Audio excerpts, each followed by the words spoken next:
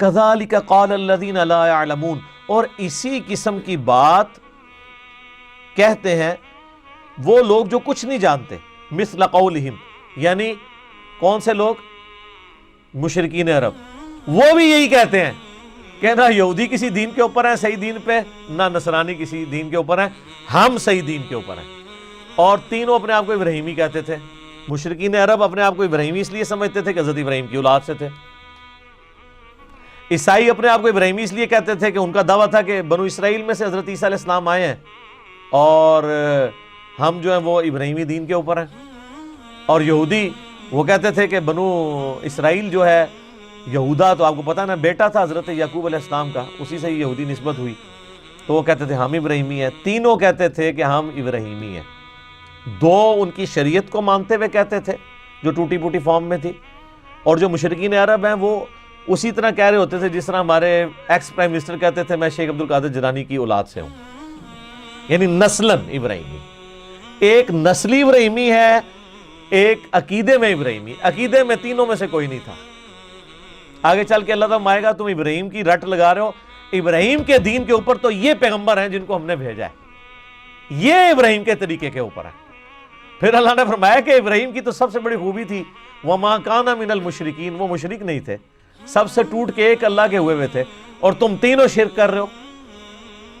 عیسائی حضرت عیسیٰ کو رب کا بیٹا کہہ کے، یہودی عزیر علیہ السلام کو اللہ کا بیٹا کہہ کے، اور مشرکین عرب نے تو اتنے دیوتا بنائے ہوئے تھے۔ تو تم سارے ہو مشرک اور اپنے آپ کو ابراہیمی کہہ رہے ہو جس سے بڑا مواحد ہی کوئی نہیں تھا، تو یہ کیسا تضاد ہے؟ اصل میں ابراہیمی تو ہیں نبی صلی اللہ علیہ وآلہ وسلم ان کے پیروکار۔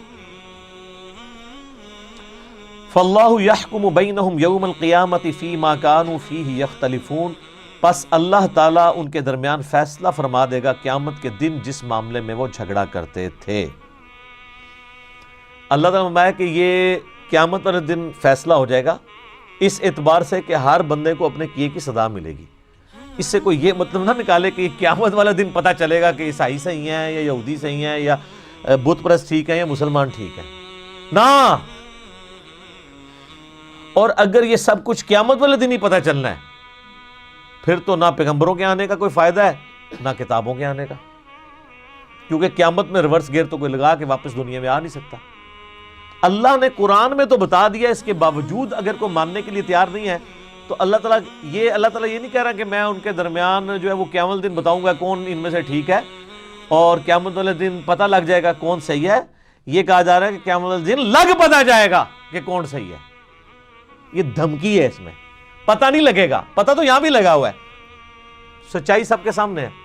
قیامت والے دن لگ پتہ جائے گا، یعنی اس کا جب عذاب صحیح طریقے سے تمہارے سامنے آئے گا، پھر جیسے ایک شخص جو ہے وہ اس کو ہزاروں بندے بتا رہے ہوں کہ یار یہ استری گرم ہے، اور وہ اس استری کو کپڑے پہ بھی رکھ کے دیکھے کپڑا بھی جل جائے پھر بھی وہ ماننے کے لیے تیار نہ ہو، تو آخری حل کیا ہے اس کو یہ منوانے کا کہ استری گرم ہے، کہ اس کا ہاتھ پکڑ کے استری پہ رکھا جائے،